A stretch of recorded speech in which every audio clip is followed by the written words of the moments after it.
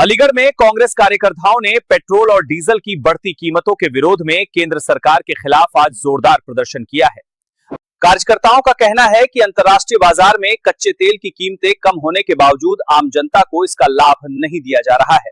क्या क्यों किया गया है? देखिए, ये हम लोगों ने मुख्य रूप से जो अंतर्राष्ट्रीय बाजार में पेट्रोलियम और इनकी गैस की कीमतों में गिरावट हुई है, उसके अनुरूप यहाँ पे जो उपभोक्ताों के लिए कोई राहत नहीं दी इस वर्तमान सरकार ने, इस गूंगी बहरी सरकार ने, इस संवेदनहीन सरकार ने, इस झूठी सरकार ने, जो झूठ बोलने में पारंगत है, जो जनता का शोषण करने में पारंगत है, जो सिर्फ और सिर्फ इस देश के करदाताओं को गाली देने में महारत है और जो इतिहास के पन्नों को तोड़ने मरोड़ने में महारत इनको हासिल है। इस सरकार को हम ये संदेश देना चाहते हैं, बताना चाहते हैं कि कृपया करके आप जो है कीमतों में, जो पेट्रोलियम, गैस और फर्टिलाइजर्स में जो किसान आज त्राही कर रहा है, किसान को 2 वक्त की उसे रोटी का उसे मौसर नहीं हो रही है, बारिश उधर उसके साथ वो छलावा कर रही है, तो इनके दायित्व बनता है। किसान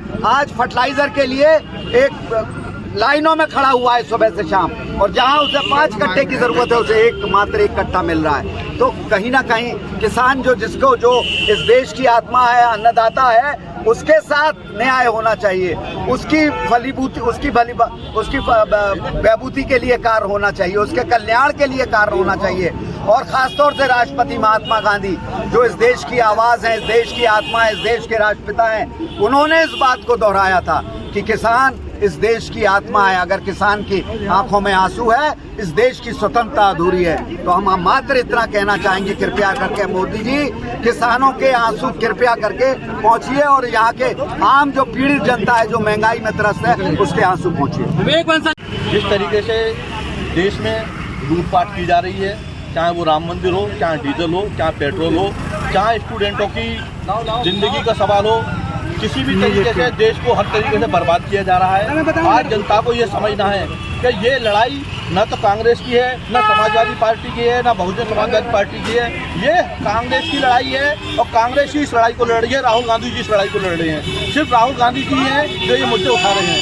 इस तरीके से पेट्रोल पे, डीजल पे रेट बढ़े थे, पर बैरल पे लोगों ने एक्सेप्ट किया, जब युद्ध चल रहा था रेट बढ़ गए थे। आज जब युद्ध खत्म हो गया, पेट्रोल के, डीजल के रेट कम हो गए हैं पर बैरल पे, उसके बाद भी रेट कम नहीं किए गए हैं। जिस तरीके से आज मुसलमानों के साथ मॉब लिंचिंग कर रहे हैं, इसको समझना पड़ेगा।